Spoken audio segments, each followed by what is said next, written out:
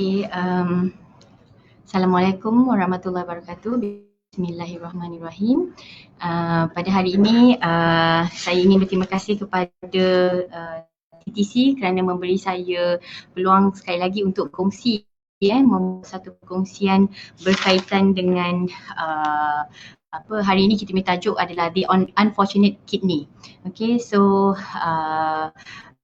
kita tahu kan dalam masa beberapa lama ni kan kita selalu kena kencing manis, kena darah tinggi dan berkomplikasi. Dia memiliki tajuk ni memandangkan insiden untuk chronic kidney disease ataupun kita katakan penyakit buah pinggang ini makin meningkat, dan juga pada bulan Mac adalah Kidney World Month. Okay, so bulan ni satu dunia. So bulan Mac ni memang satu dunia. Pada 11 Mac lah secara spesifiknya adalah World Kidney Day. So kita pilih tajuk The Unfortunate ni bertepatan lah dengan sambutan satu dunia. Okay, so tanpa saya melengahkan lagi, saya ingin berkongsi saya punya slide. Okay.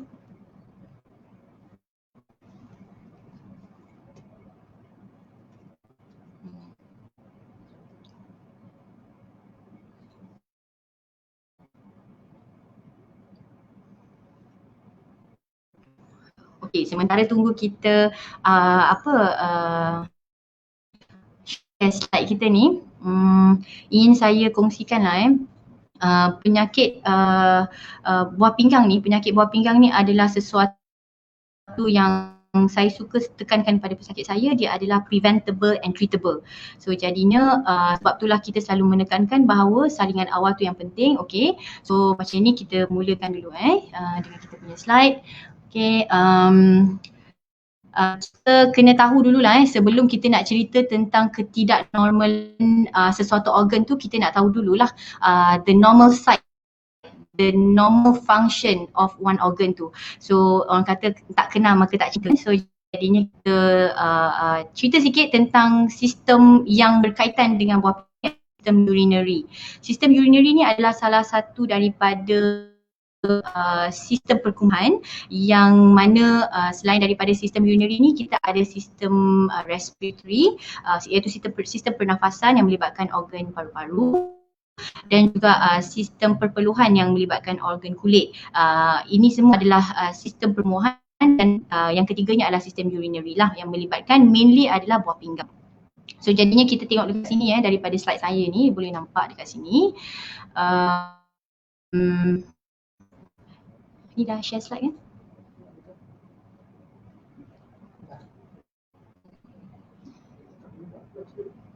Okay. Dah share slide okay, alright.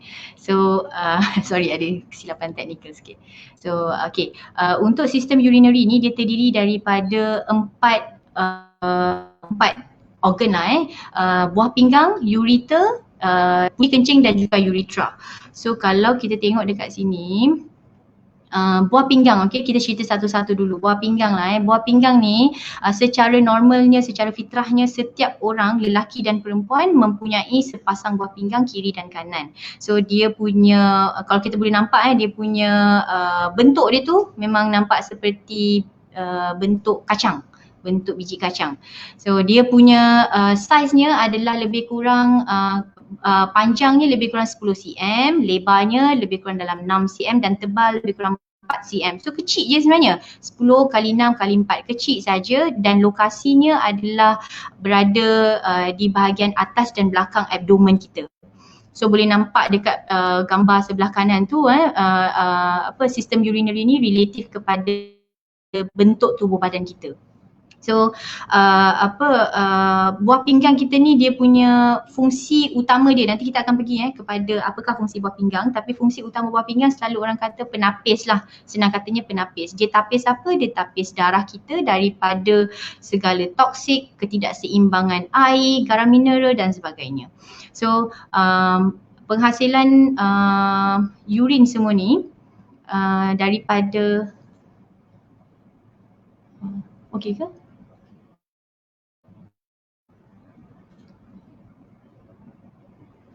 Boleh nampak slide ke?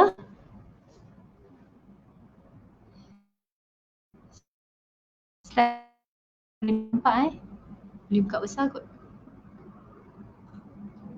Sikit.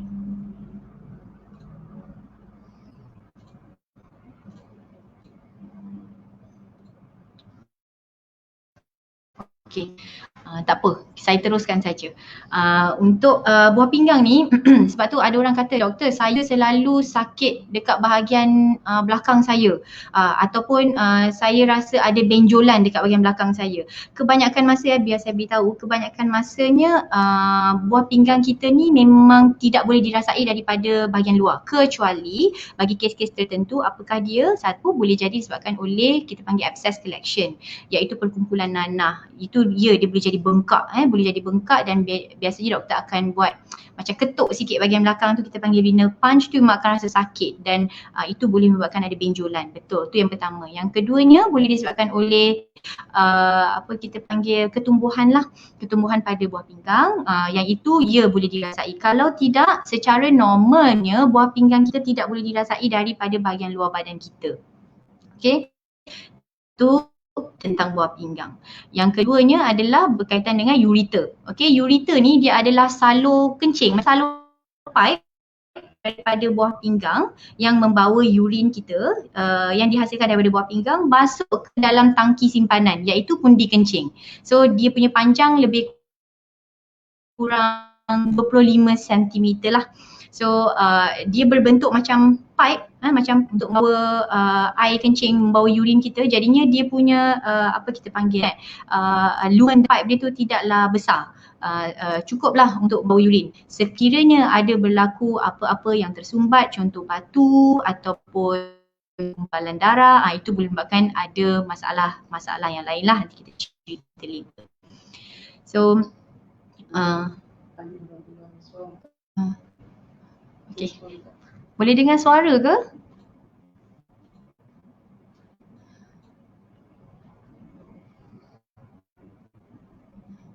Dengar tak suara? Line tak clear.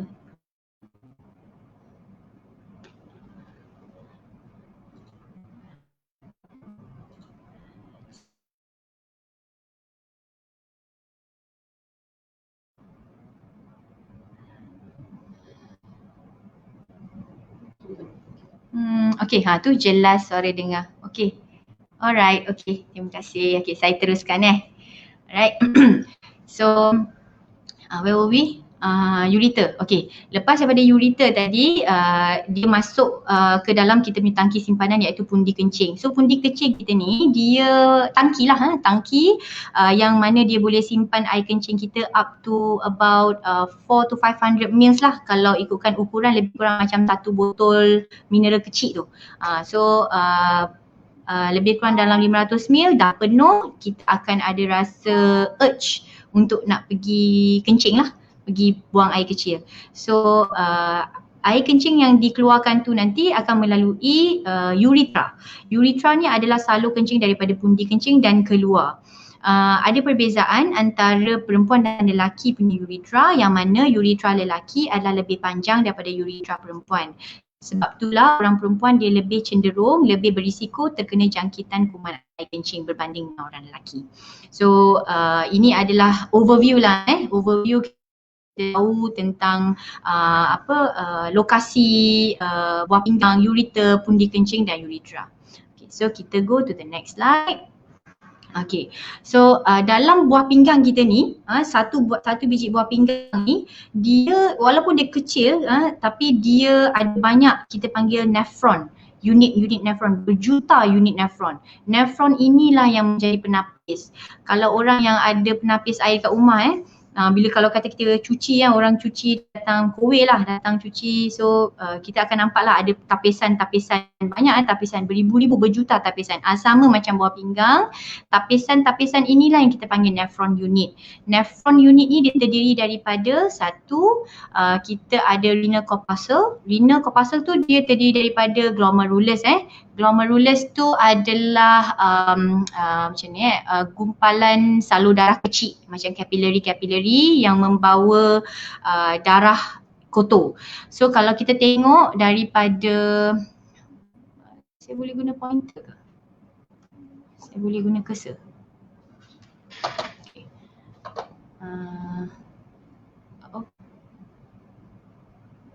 Tak boleh nampak cursor. Okey, tak apa. So kalau kita boleh nampak daripada salur darah yang warna merah tu, dia tulis itu blood with waste. Maksudnya, tu ada. So kalau yang ini blood with waste ni, so dia memang akan membawa darah-darah yang daripada jantung. Okey, darah yang keluar daripada jantung tu dibawa oleh arteri. Okey, dia akan dibawa oleh arteri. So arteri yang akan bawa darah ni berapa banyak darah yang dibawa ni lebih kurang dalam 1.2 liter per minit. You just imagine kita punya buah pinggang kita ni bekerja keras. Setiap minit membawa 1.2 liter, lebih kurang lah 1.2 liter darah masuk ke dalam buah pinggang untuk ditapis. So jadinya daripada arteri tadi tu masuk ke Bowman's glomerulus dulu, lepas tu ditapis masuk ke Bowman's capsule, iaitu selepas tapisan tu lah. So dia akan tapis air, tapis segala toksik, tapis kita punya lebihan garam mineral, itu semua untuk keseimbangan kita. So penapisan tu akan berlaku dan kemudian selepas ditapis, semua tu yang air yang berserta dengan garam mineral toksik semua tu akan dibawa masuk ke tubule. Tubule adalah salah satu nephron, komposisi nephron juga. So tube tu yang kita nampak macam pipe tu warna kuning yang nampak macam pipe tu, yang itu dia di situ pun akan berlaku penyerapan semula, yang mana 99% bahan yang lalu di situ, air urine yang lalu di situ akan diserap semula, hanya 1% sahaja yang keluar sebagai urine, sebagai kita punya urine, yang mana kalau dalam satu hari tu anggaran lebih kurang 1 ke 2 liter lah, 1 ke 2 liter sehari. So daripada tubule tadi tu dia akan pergi kepada adalah dia punya duct itu, dan kemudian dia masuk kepada kita punya ureter. Ureter dan kemudian masuk ke pundi kencing kita dan dikeluarkan melalui urethra. Alright. So yang tadi lepas daripada tadi kan ada arteri kan yang bawa darah-darah yang yang kotor tadi tu, lepas tapis akan diserap semula masuk ke dalam vein kita untuk dimasukkan ke jantung dan dipam ke seluruh badan lah. Begitulah seterusnya, setiap saat, setiap minit kita punya buah pinggang kita menjalankan fungsi tanpa kita beri arahan secara manual pun. Automatically Allah dah bagi kita memang tu berjalan secara sempurnanya. Okay, so kita pergi kepada next slide kita. Okay, so lepas kita dah tahu macam mana caranya buah pinggang kita ni bekerja, so kita dapat sedikit idea lah apa sebenarnya fungsi buah pinggang tu.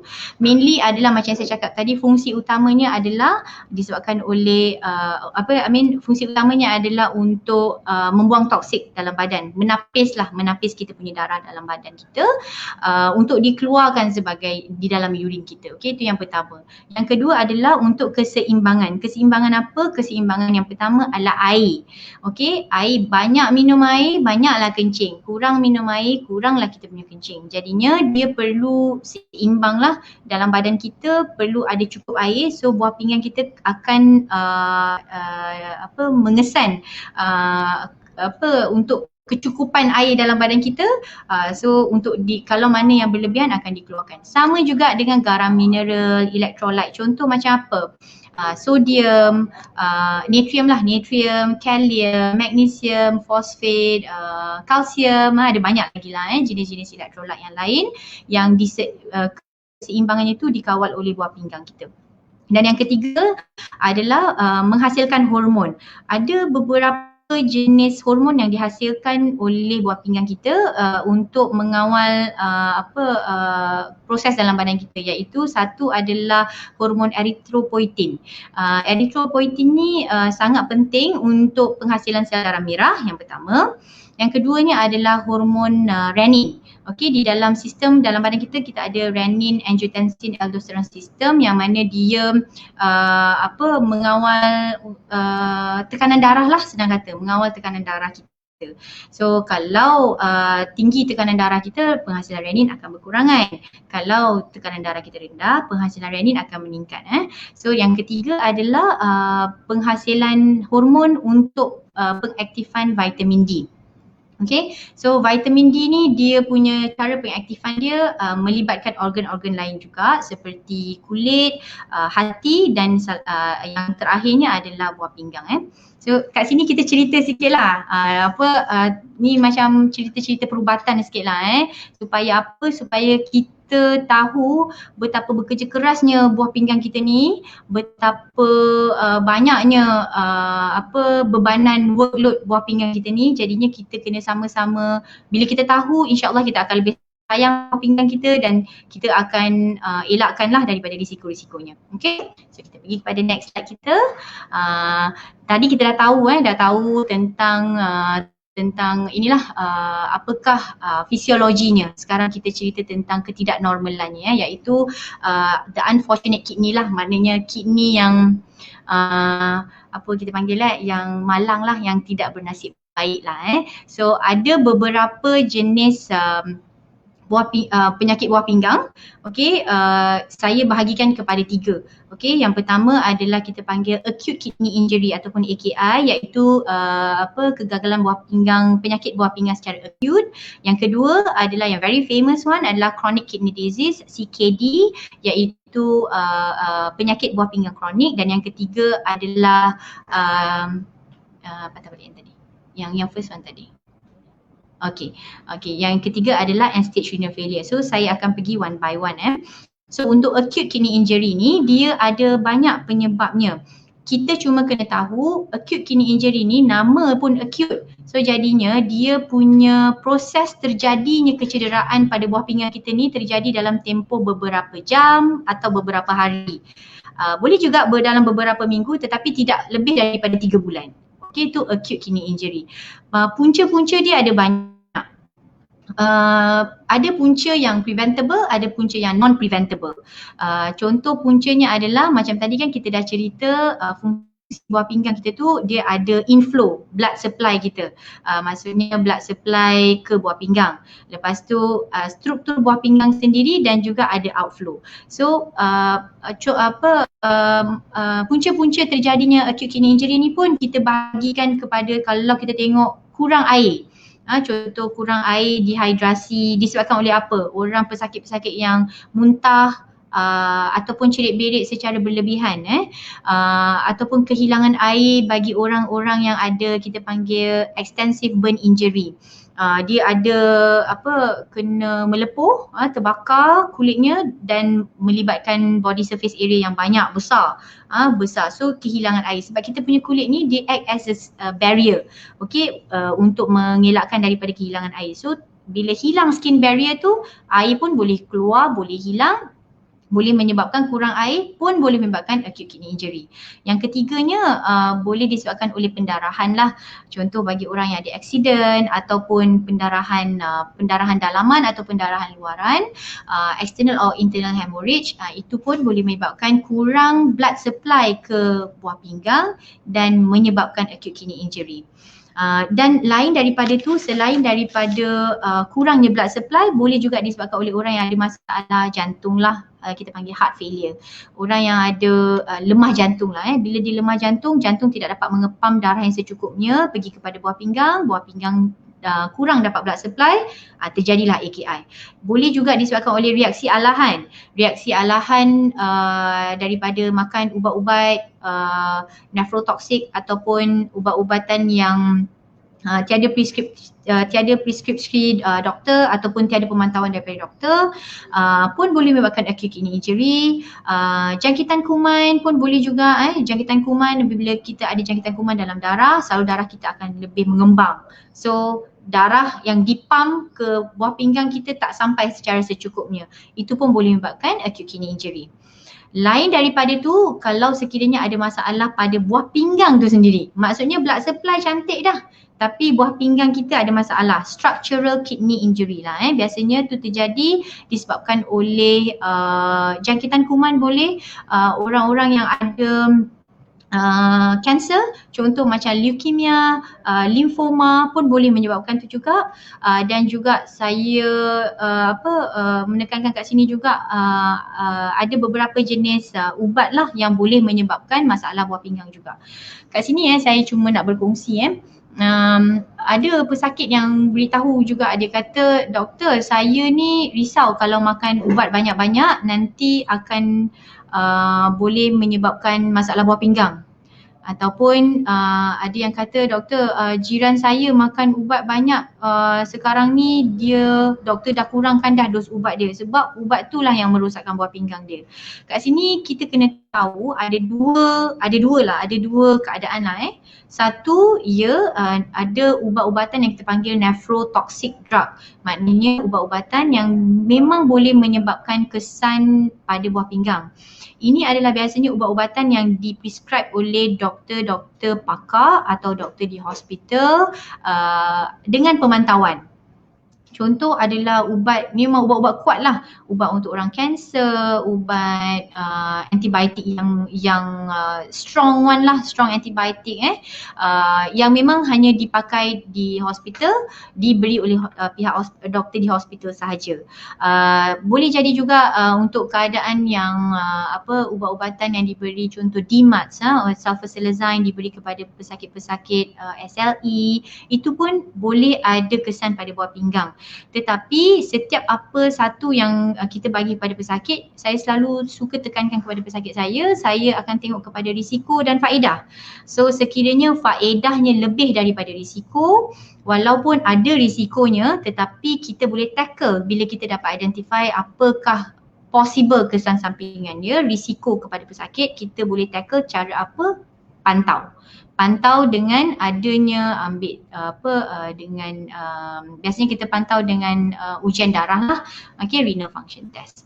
So tadi saya cerita nephrotoxic drug, satu lagi adalah ubat-ubatan yang memang perlu dikurangkan dosnya apabila pesakit tu ada masalah buah pinggang. Contohnya adalah, ni ubat yang famous lah, ubat kencing manis.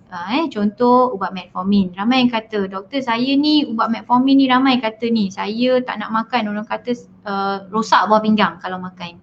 Konsep dia begini, ubat metformin ni dia bukannya ada kesan sampingan kepada buah pinggang, tetapi apabila penyakit itu sendiri, orang yang ada masalah kencing manis ni dia memang ada progression kepada ada possible komplikasi kepada masalah buah pinggang kan. So bila buah pinggang dia dah merosot, kita kena kurangkan dos ubat metformin. Biasanya dia punya kemerosotan tu adalah apabila kadar fungsi buah pinggang dia kurang daripada 60%, kurang daripada 60 lah, eGFR ni kurang daripada 60. So kita kena kurangkan half of the dose. Itu sebenarnya, bukanlah metformin ni yang menyebabkan kesan sampingan pada buah pinggang, tidak. Okay, so dia ada dua, beza sama ada nephrotoxic drug ataupun because of the elimination of drug tu sendiri.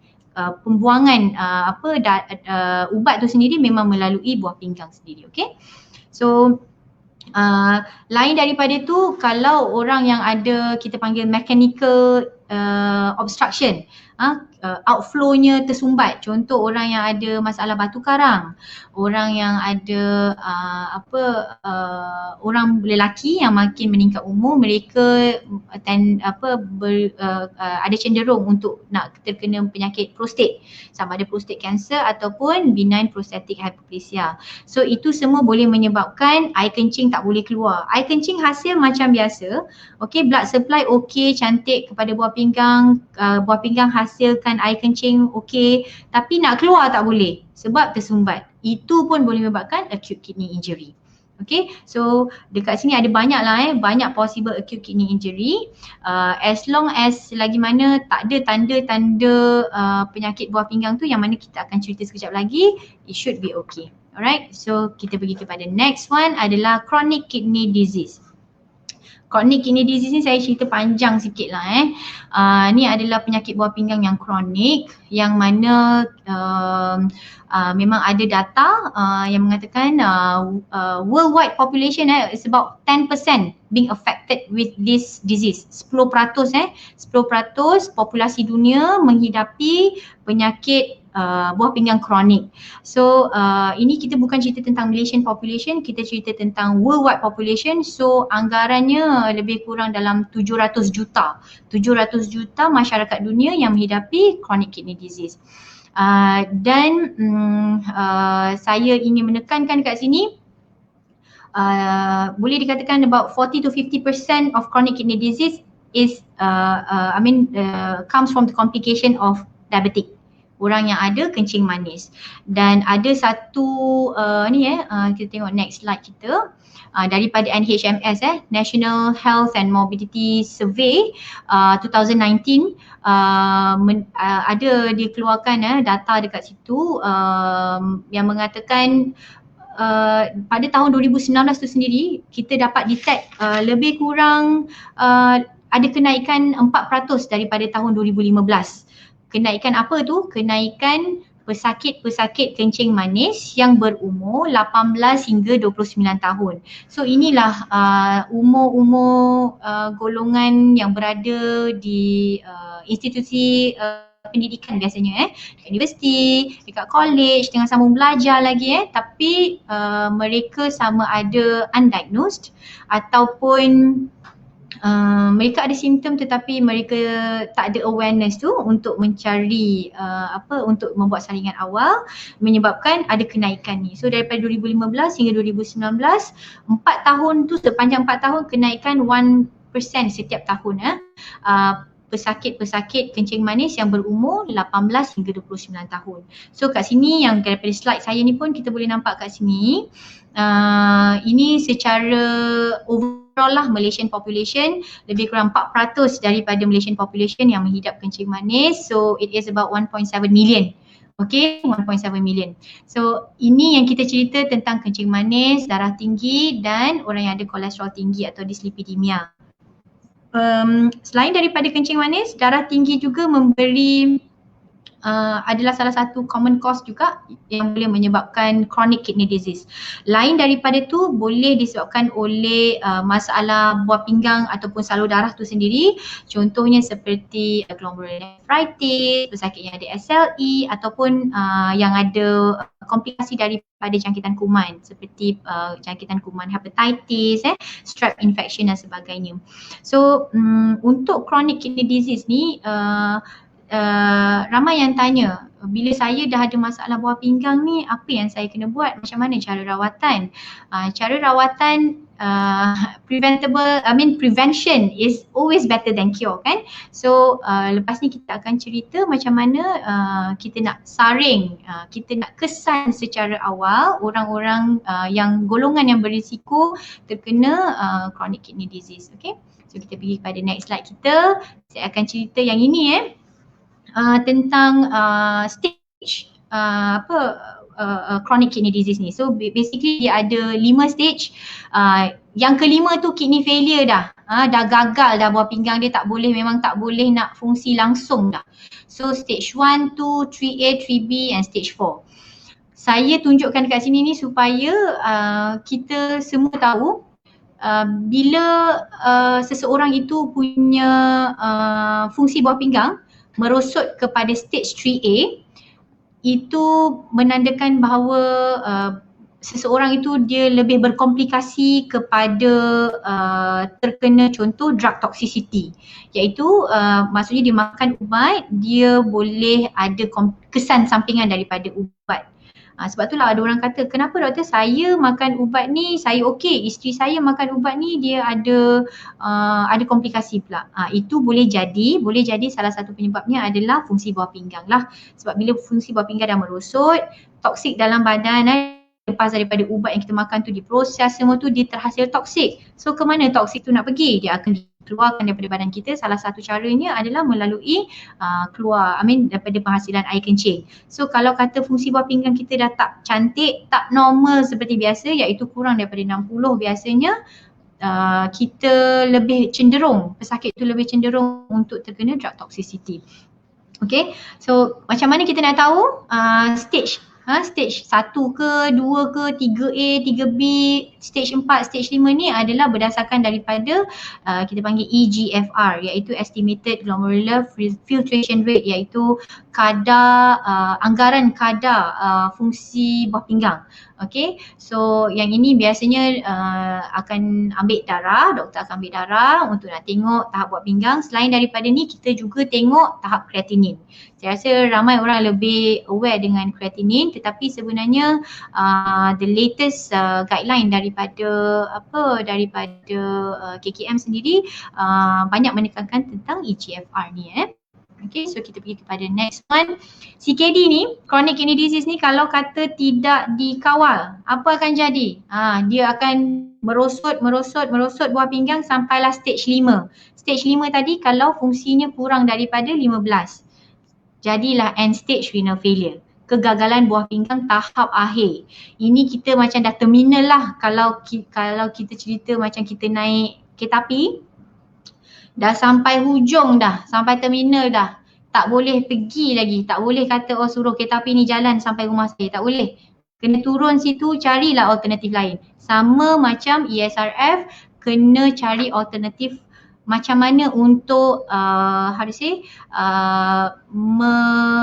ni kita nak substitute lah, nak menggantikan kita punya fungsi buah pinggang kita. So untuk fungsi buah pinggang ni, kalau kata memang dah tak boleh langsung dah end stage dah, inilah rawatannya, iaitu rawatannya kita bagi kepada dua, iaitu satu dialysis, satu lagi adalah renal transplant. Dan dialysis sendiri pun kita ada dua jenis, iaitu dialysis cuci darah ataupun hemodialysis. Boleh nampak gambar dekat situ, gambar yang ada pesakit tengah duduk, ada salur darah, ada mesin dekat situ, itu adalah hemodialysis. Ini hemodialysis ni perlu dijalankan di kebanyakannya di pusat-pusat dialysis ataupun di hospital sendirilah. Tak ramai lah so far yang saya tahu yang memang mereka kena buat di center, sama ada center tu yang home dialysis punya ataupun memang center yang berlesen. So hemodialysis perlu dijalankan sekurang-kurangnya di antara 2 hingga 4 kali seminggu, tetapi kebanyakannya on average 3 kali seminggu on alternate days. Alternate days, 2 hari sekali kena datang untuk cuci darah. So untuk buat cuci darah ni, untuk nak buat hemodialysis ni kena ada tapak. Selalu kan dengar orang cakap dah ada tapak. Tapak ni apa? Tapak ni adalah kita panggil arteriovenous fistula. Dia salur darah tu dia ada buat pembedahan sikit, dia sambung dekat situ supaya pressure lebih kuat untuk membolehkan macam gantilah fungsi buah pinggang untuk cuci darah semua tu. Okay, so setiap kali hemodialysis perlu dicucuk ke bahagian berdekatan dengan tapak tu sebanyak 2 jarum, dan kemudian akan dibuatlah pencucian darah akan dijalankan, kebiasaannya 4 jam. Kalau tak ada apa-apa masalah pada pesakit stabil, uneventful, 4 jam, habis dia balik rumah, another 2 hari, another 2 days, dia datang balik cuci darah lagi. Itu adalah hemodialysis. Peritoneal dialysis ni dia ada yang continuous, ada yang automated punya. Kebanyakannya adalah continuous lah, sebab kalau automated dia kena ada mesin. Kalau continuous dia boleh buat sendiri saja. Hanya perlu ada equipment, iaitu ada air cucian darah tu, ada dia punya salur tube, itu semua memang perlu adalah equipment tu. So cucian darah peritoneal dialysis ni boleh dibuat sendiri, tak perlu pergi ke pusat pusat dialisis ke, tak perlu masuk ke hospital ke, tak perlu, hanya buat sendiri saja. Lebih kurang satu hari, lebih kurang setiap 6 hingga 8 jam akan buat atau 4 hingga 6 jam akan ditukar airnya. Masuk air dulu, lepas tu nanti dia akan tunggu lagi another 3 to 4 hours, barulah dia akan tukar, buang pula air, masuk air yang baru dan seterusnya lah dibuat. Itu adalah dialisis, okay. Bagi pesakit yang ada kidney donor, maksudnya ada penderma buah pinggang, mereka boleh jalani pemindahan buah pinggang lah, renal transplant. Di Malaysia, pesakit-pesakit kita, pesakit dialisis yang kiranya pesakit yang dah menjalani dialisis, mereka akan dipantau oleh satu apa kita panggil daripada MSN lah, Malaysian Society of Nephrology. So daripada situ dia ada queue untuk renal transplantation ni. Tapi queue-nya panjang, okay, queue-nya panjang. Adalah kriteria untuk menjadi penerima buah pinggang ni. Tetapi sekiranya memang ada dalam ahli keluarga yang memang dengan rela hati dan memenuhi kriteria yang ditetapkan oleh doktor pakar di hospital, mengatakan oh boleh, awak boleh menderma buah pinggang sebelah awak ni kepada adik awak. So mereka boleh menjadi penderma, dan pesakit buah pinggang tadi tu boleh menerima buah pinggang tadi tu. Setelah menerima buah pinggang tu, sesiapa yang dah terima buah pinggang, sekiranya memang buah pinggang tu berfungsi secara baik, mereka tak perlu jalani dialisis lagi. Ini semua rawatan dialisis ni semua kita panggil renal replacement therapy. Terapi penggantian fungsi buah pinggang. Alright, okay. So apakah tanda-tanda masalah buah pinggang? Suka saya ingatkan kat sini, tanda-tanda masalah buah pinggang ni terjadi kebanyakan masanya pada pesakit yang ada AKI, iaitu acute kidney injury. Yang keduanya chronic kidney disease stage yang tinggi-tinggi. Biasanya stage 3B ataupun stage 4. Dan satu lagi adalah kegagalan buah pinggang sendirilah, iaitu end stage renal failure. Bagi pesakit yang ada chronic kidney disease stage awal, peringkat awal, stage 1, stage 2, stage 3A, kadang-kadang mereka tak ada apa-apa komplain pun. Saya ni tak ada sakit doktor, tak ada rasa sakit pun. Kencing manis tinggi mencanak-canak bila bacaan kencing manis tu tengok sampai 28, 29. Saya tak ada sakit, tapi tengok fungsi buah pinggang masih merosot. Sebab itulah selalu orang tak nak ambil cakna, tak nak ambil saringan awal, sebab mereka rasa all these are painless. Sebab mereka tak ada rasa apa-apa sakit pun, okey saja, boleh jalani hidup seperti biasa. Tapi bagi mereka yang ada tanda-tanda, inilah tanda-tandanya. Boleh tengok kat sini, bengkak kedua-dua kaki atau muka, rasa susah bernafas, especially bila berjalan banyak. Ada yang kata, doktor sebelum ni saya kalau jalan daripada rumah saya ni, saya jalan pergi ke taman playground depan rumah saya tu, saya okey je. Sekarang jalan sampai situ saya dah mencungap. Itulah ada reduce effort tolerance, sukar bernafas, ataupun sukar bernafas ketika baring flat. Baring secara satu bantal kepala je. Tak boleh, saya kena 3 bantal tinggi baru okey. Itu tanda-tandanya. Ketiga, loya muntah, ataupun rasa keletihan, rasa bila kencing tu ada nampak berbuih ataupun kencing tu ada darah. Kencing berbuih menandakan ada protein lah, ada protein dekat dalam air kencing tu. Okey, kurang atau terlebih kencing. Terlebih kencing pun boleh jadi salah satu daripada tanda-tanda masalah buah pinggang juga. Teruk sangat boleh jadi sampai sawan. Ini biasanya adalah disebabkan oleh kita panggil urea lah yang tinggi. Toksik dalam badan kita tinggi sangat. Kegatalan kulit pun boleh juga. Okey. Alright. So siapa yang perlu disaring sebenarnya? Siapa? Kita nak tahu adakah kita tergolong dalam orang yang berisiko yang perlu dapatkan pengesanan awal. Okay, so yang mesti wajib disaring adalah orang yang ada kencing manis dan darah tinggi. Di klinik kita di PKU, Pusat Kesihatan UTM ni, kita memang semua pesakit-pesakit kronik kita, iaitu pesakit ada kencing manis, darah tinggi, yang ada masalah dengan buah pinggang sendiri ataupun yang ada kolesterol tinggi, itu semua kita akan saring setiap 6 bulan. But ideally sebenarnya 1 tahun sekali pun dah cukup.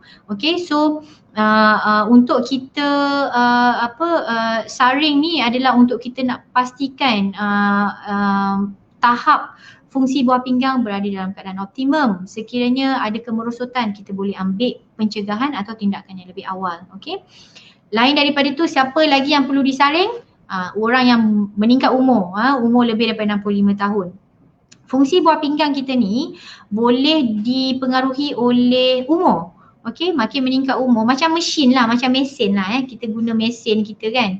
Umur mesin kita tu mesin basuh baju kat rumah kita tu dah 7 tahun dah pakai kan. So bila dah 7 tahun pakai, mesti dia dah berkurang dah dia punya productivity dia. Sama macam buah pinggang kita juga. Sama, okay. So sejarah keluarga yang ada masalah buah pinggang, pesakit-pesakit yang ada masalah batu karang ataupun masalah prostat, macam saya cakap tadi tu prostate cancer, boleh jadi juga pesakit yang ada hematuria iaitu kencing berdarah ataupun kencing berbuih iaitu yang ada protein, pesakit yang selalu ambil ubat-ubat tahan sakit. Ubat tahan sakit secara regular, biasanya pesakit yang ada gout, pesakit yang ada selalu sakit sendi, pesakit yang ada undiagnosed punya rheumatoid arthritis. Ini semua pesakit yang selalu ambil ubat tahan sakit tanpa preskripsi doktor secara regular.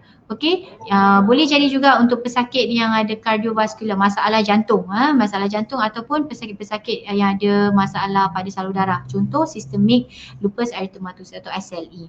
Right? So macam mana nak saring? Macam mana nak saring? Okey, ini adalah gambar ni menunjukkan dua ujian yang basic. Yang basic yang kita jalankan iaitu ujian air kencing, sama ada melalui dipstick ataupun urine FME yang kita kena masuk mesin, dan yang kedua adalah ujian darah. Ujian air kencing ni kita nak tengok kehadiran protein, kehadiran darah, dan kalau ada apa-apa sediment deposit yang lain juga. Untuk ujian darah, basically kita tengok kepada urea, kreatinin, iaitu di urea kreatinin ni lah, dua ni adalah bahan toksik yang sepatutnya dibuang daripada dihasilkan daripada buah pinggang kita tu, hasil daripada proses apa-apa yang kita makan, ubat ke makanan ke kan, diproses keluar daripada air kencing. So sepatutnya urea kreatinin kita ni rendah, berada dalam keadaan normal. Tapi kalau buah pinggang kita ada masalah, urea kreatinin kita akan meningkat. Lain daripada itu, kita akan ukur juga garam mineral, sodium, potasium, chloride, boleh jadi kalau kita tambah untuk tengok kalsium juga. Okay, further, okay, tambahan lagi yang ini biasanya yang buat dekat hospital pakar lah, klinik-klinik pakar lah, kita kat klinik kecil macam kita ni tak ada. Okay, yang kita saringan untuk saringan buah pinggang, masalah buah pinggang juga, scan. Okay, scan. Scan ni adalah mesti dijalankan oleh radiologis. Kalau di PKU ni, kalau kita scan pun sekiranya if there is any abnormalities, kita akan buat confirmation finding dengan radiologis iaitu pakar radiologi di hospital. Boleh jadi juga kita kalau di hospital mereka proceed dengan CT scan, CT abdomen ataupun MRI, ujian radiologi lah Dan satu lagi adalah kidney biopsy, renal biopsy. Ini memang pesakit-pesakit yang berindikasi sahaja. Pesakit contoh yang memang clear cut, kencing manis tak kawal, merosot buah pinggang beberapa tahun, boleh kita nampak trendnya clear cut macam tu, biasanya biasanya tak berindikasi untuk dibuat renal biopsy. Okay. So macam mana nak cegah ni? Cerita daripada cerita normal, daripada cerita tak normal. So macam mana kita nak cegah? Kita dah tahu contoh, saya ni golongan berisiko, saya ambil darah, saya pergi klinik ambil darah, ambil air kencing, ujian saya normal. Okay, so ataupun bila ambil darah, ambil air kencing, oh ujian saya, keputusan ujian saya tak normal. Okay, so saya bahagikan kepada pencegahan ni kepada orang yang sihat iaitu normal population ataupun yang memang dah ada kita detect sebagai pesakit buah pinggang. Okay, so untuk orang sihat, ini adalah yang memang skrip doktor lah. Alah doktor ni cakap aja kan, ingat senang ke nak buat? Ya, sukar nak buat but it's doable. It's doable, okay? So pemakanan yang sihat dan seimbang dari segi apa tu? Kena kawal untuk elakkan. Basically semua pencegahan ni adalah untuk mengurangkan risiko terkena punca-punca asal chronic kidney disease. Itulah apa tadi? Yang tadi kita cerita tu, kencing manis, darah tinggi, obesity, pesakit jantung. So macam ni pemakanan sihat yang seimbang, kena ada senaman secara konsisten. Ini semua akan membawa kepada berat badan yang lebih ideal. So kalau kita adalah golongan yang obese, kena turunkan berat badan sebab kita berkecenderungan kena kencing manis, darah tinggi dan further menyebabkan masalah buah pinggang. Merokok. Merokok pun adalah salah satu risiko juga.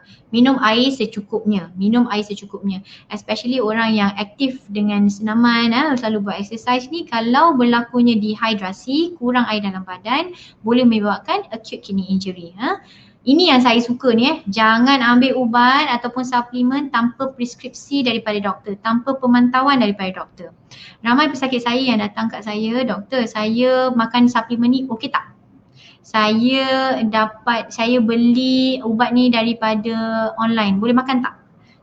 Semua ni kadang-kadang apa yang ingredient dia tulis dekat situ, banyak yang hidden ingredient yang tidak diterangkan secara terperinci. Jadi kita sebagai doktor agak sukar nak say yes or no. So untuk pendekatan yang lebih baik, sekiranya tak ada keperluan, sekiranya memang tak ada pengesahan tak disahkan yang ini adalah selamat ke apa, better not to take. Better not to take sebab kita ada ramai pesakit kita yang asalnya ambil daripada macam self-medicated lah, senang kata. Sakit lutut pergi ambil.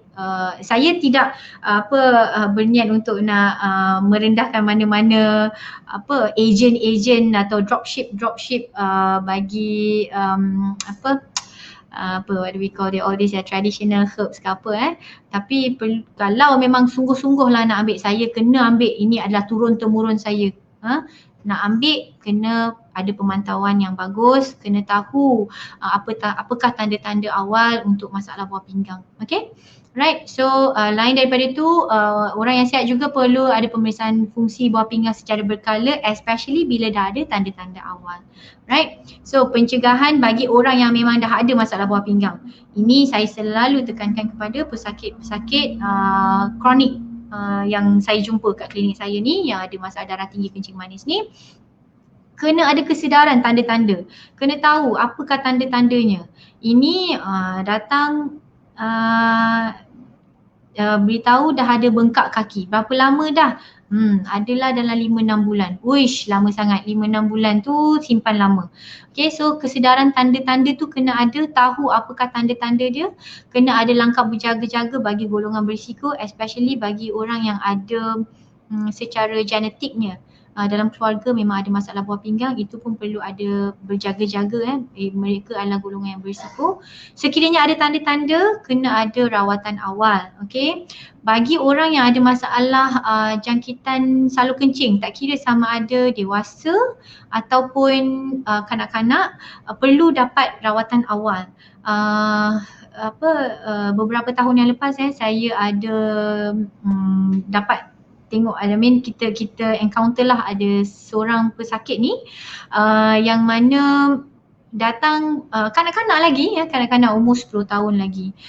Umur 10 tahun ada tanda-tanda buah pinggang, masalah buah pinggang lah, bengkak muka, especially kat bahagian mata dan ada cepat rasa penat, muka pucat. Bila kita tengok-tengok memang ada masalah buah pinggang. Selidik, dia rupanya ada undiagnosed and undertreated UTI lah, urinary tract infection, masalah jangkitan kuman air kencing. So not well treated, jangkitan kuman pada salur air kencing tu berlaku tanpa dirawat dan kemudian dia naik ke atas dan menyebabkan rosak buah pinggang. Umur kecil lagi.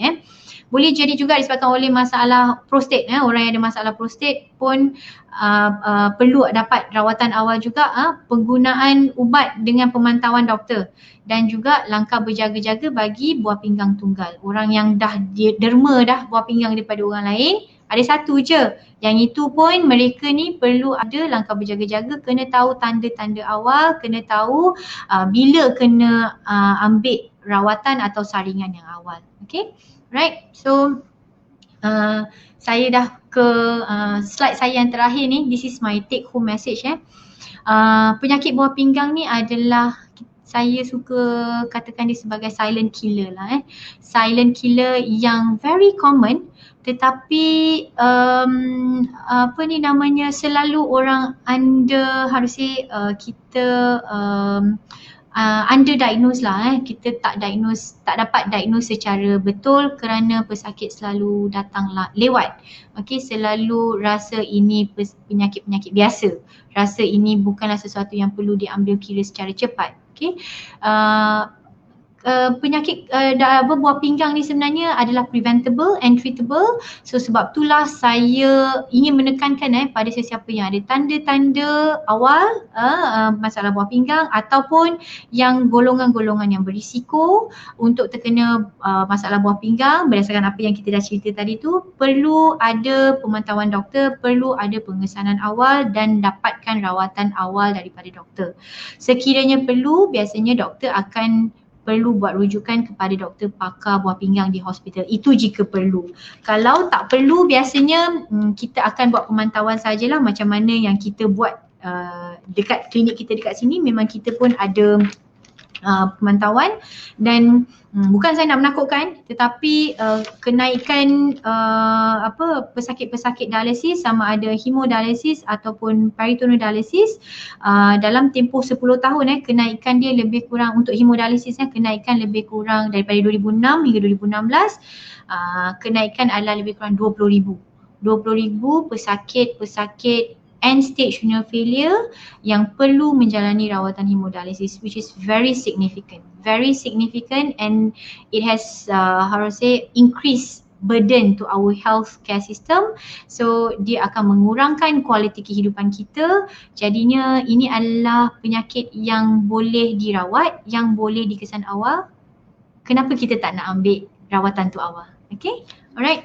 So sekiranya tak ada apa lagi, saya rasa saya buka kepada soalan lah. Kita ada few minutes lagi mungkin 10 minit lagi. Okay, right. So boleh saya scroll ni daripada bawah.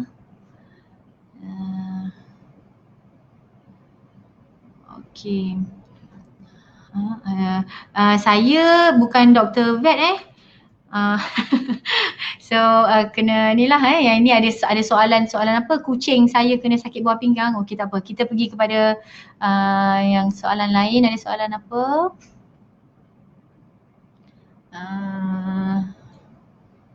Okey, ada ni daripada Firdaus Ferdi. Adakah orang yang aktif bersukan dan pada masa yang sama suka minum air manis boleh menyebabkan masalah buah pinggang? Okey, ini adalah dua cerita yang lain.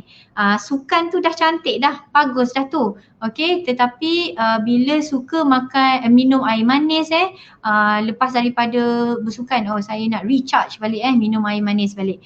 So itu semua, minum air manis itu sendiri membawa risiko kepada kencing manis dan risiko komplikasi kepada buah pinggang. So secara regularnya selepas senaman 3 kali seminggu senam 3 kali seminggu senam, so 3 kali seminggu lah minum air yang manis betul tu yang energy drinks so itu semua memang berkomplikasi.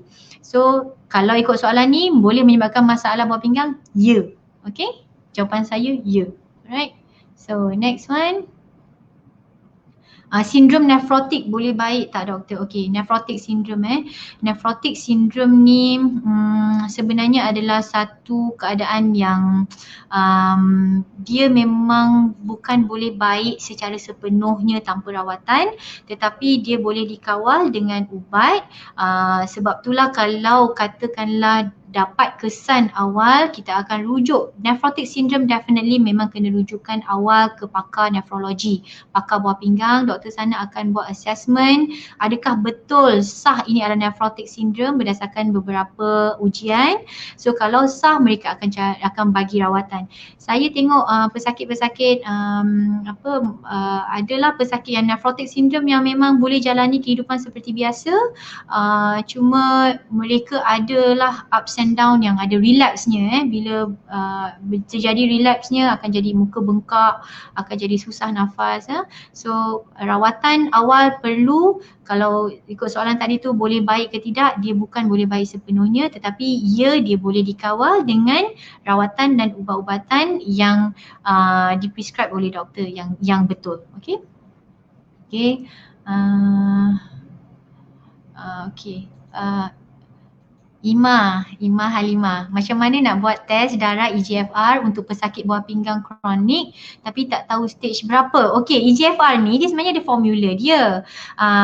Kalau di klinik kita sini memang kalau kita buat renal profile tu dan EGFR, mereka akan kira siap-siap lah.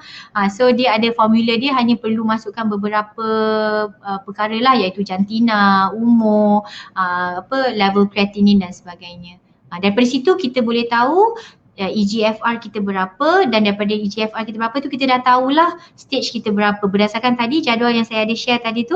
Daripada situ kita boleh tahulah stage berapa, stage 1, stage 2 ataupun dah sampai stage 5 dan sebagainya. Okay, so ini soalan lain.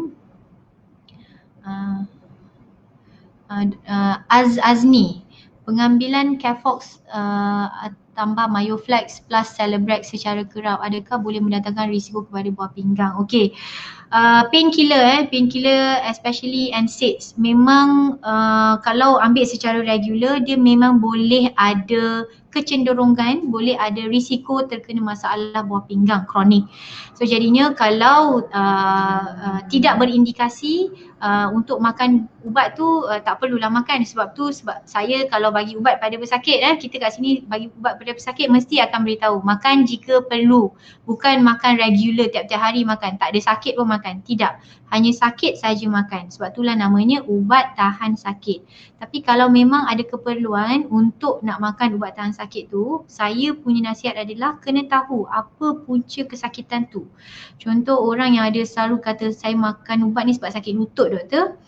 Sakit lutut. So apa punca dia sebenarnya? Tengok-tengok bila dia siasat, rupa-rupanya dia ada masalah rheumatoid arthritis yang tak diagnose ataupun masalah gout. So itu semua kita kena rawat punca kesakitan tu dulu, barulah kita dapat mengurangkan pengambilan ubat tahan sakit dan further mengurangkan risiko terkena masalah buah pinggang.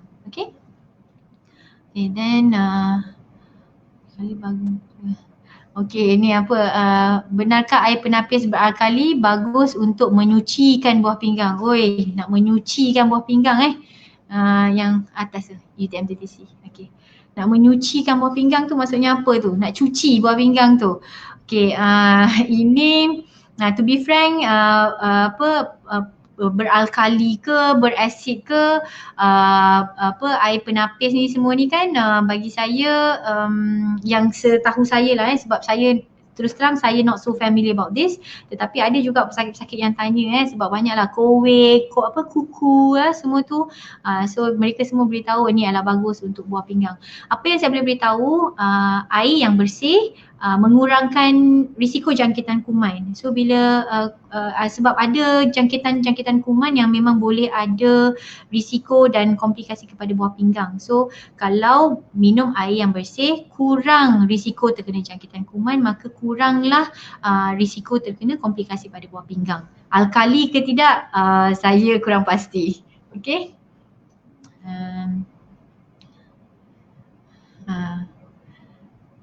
Okey, ni campus legacy. Doktor, adakah makan buah tunjuk langit boleh sebabkan sakit buah pinggang? Uish, ni soalan ni agak kontroversi kat sini ni nak tanya ni. Okey, buah tunjuk langit tu yang itu kena tanya dengan siapa penghasil dan pengeluar buah tunjuk langit berdasarkan kepada ujian dan kajian mereka lah. Saya I'm not the best person lah wahai Encik Mr. Campus Legacy. Okey, so saya ambil lagi 3 soalan. Alright, okay, tu scroll atas sekejap.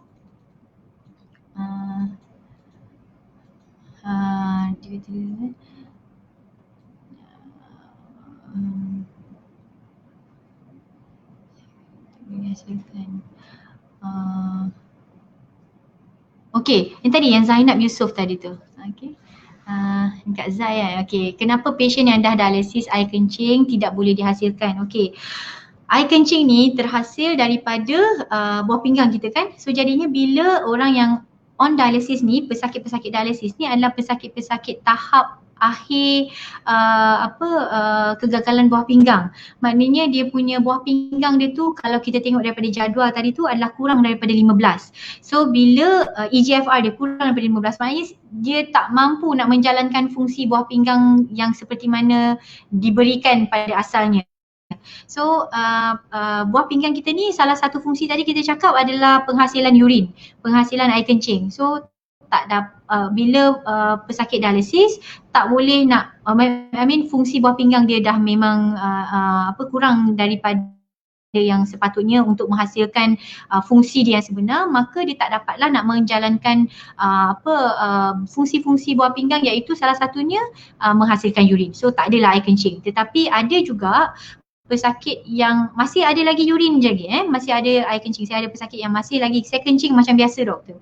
Itu sebabkan kita kata tadi bila EGFR ni kurang daripada 15. So ada pesakit yang dia punya fungsi buah pinggang dia dah memang 0%.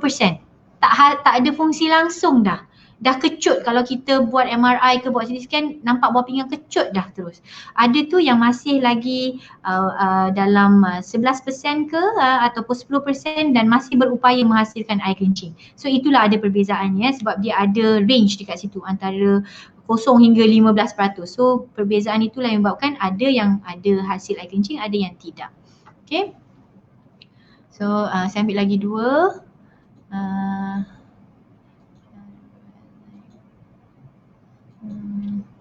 Okay,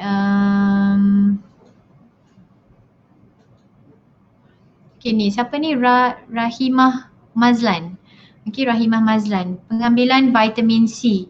Pengambilan dissolve vitamin C sebelum tidur boleh datangkan risiko pada buah pinggang tak? Okay, vitamin C tak kisahlah dissolve ke, you hisap ke, you telan ke, itu semua kena ada dos yang maksimumnya. Dos yang maksimum bagi orang dewasa adalah kurang daripada 1000 mg, but ideally optimum dose hanya 500 mg per day saja sehari.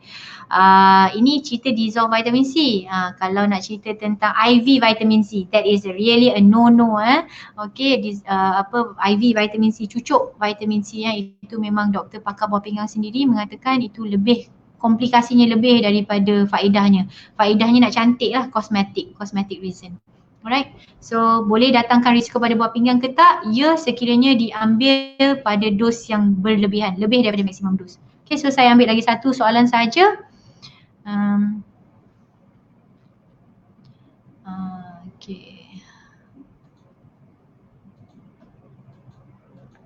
Okay ni, siapa ni? Rosman Taslim. Apa punca buah pinggang bocor? Adakah boleh pulih semula? Okay, buah pinggang bocor, kerosakan buah pinggang lah.